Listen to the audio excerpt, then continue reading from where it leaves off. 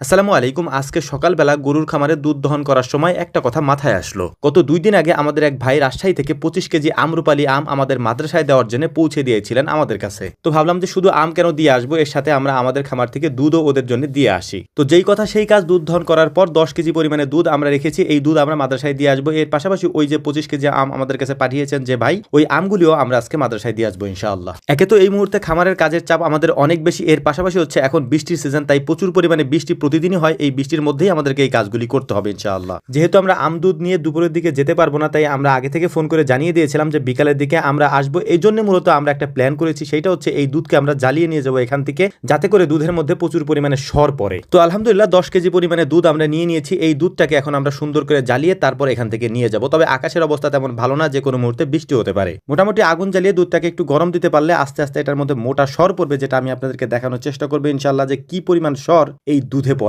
তো যাই হোক, আলহামদুলিল্লাহ এখন দেখা যাচ্ছে আকাশে হালকা হালকা রোদ, তবে আমরা জানি না এই হালকা হালকা রোদ কতক্ষণ থাকবে। দেখা গেল আমরা চুলাটা জ্বালানোর পরেই ঝুম বৃষ্টি শুরু হলো, তখন আমাদেরকে এটা নিয়ে যেতে অনেক কষ্ট হবে, কারণ এখান থেকে সরাইতেও কষ্ট হবে। চুলাটা অনেক বড়, পাত্রটাও অনেক বড়, তবুও আমরা এটা শুরু করেছি। আলহামদুলিল্লাহ দেখা যাক বৃষ্টির অবস্থা কি হয়। দুধ দেওয়ার পর দ্রুত আমরা ঝাল দেওয়ার চেষ্টা করতেছিলাম, যাতে করে বৃষ্টি আমাদের ধরতে না পারে, বৃষ্টির আগেই কাজগুলি আমরা শেষ করতে পারি। এছাড়াও হচ্ছে যে আমাদের যে ভাই আমাদেরকে আমগুলি পাঠিয়েছেন, ভাই আমগুলি পাঠানোর পরে আমরা ওই ক্যারেটটা খুলে দেখিনি, কারণ এটা যেহেতু মাদ্রাসার জন্য পাঠানো হয়েছে, তাই আমি চিন্তা করেছিলাম যে এটা একবার ওদের হাতে দিয়ে আসবো। আমটা মূলত পাঠিয়েছিলেন যুব এগ্রো থেকে। আপনারা হয়তো অনেকেই ভাইকে চিনবেন, উনি একজন জনপ্রিয় ইউটিউবার। ওনার ইউটিউবে একটা চ্যানেলও আছে যুব এগ্রো নাম করে। তো ওই ভাই আমাদেরকে মাঝে মাঝে আম পাঠান। তো এই আমগুলি মূলত হচ্ছে উনি পাঠিয়েছেন মাদ্রাসা ছাত্রদের জন্য, মূলত এই জন্য আমরা আর খুলিনি আমের ক্যারেটটি। তবে ইন্টারেস্টিং একটা ঘটনা ঘটেছে, সেটা হচ্ছে আমের ক্যারেটটি যখন আমরা নিয়ে আসি, তখন দেখলাম যে আমের ক্যারেটের এক কোণা দিয়ে ছিদ্র করা, অর্থাৎ এখান থেকে হয়তো হাত দিয়ে কেউ আম নিয়েছে। মনে মনে চিন্তা করতেছিলাম, এতিমের এই জিনিস যারা খেয়েছেন, আল্লাহ তাআলা তাদের সাথে কি আচরণ করবেন আল্লাহ তাআলাই ভালো জানেন সেটা। তো যাই হোক, আমরা যখন এই কাজগুলি করতেছিলাম তখনই দেখলাম যে বৃষ্টি শুরু হয়ে গিয়েছে। তবে বৃষ্টির পরিমাণ কম থাকার কারণে আমরা এখানে দুধের যে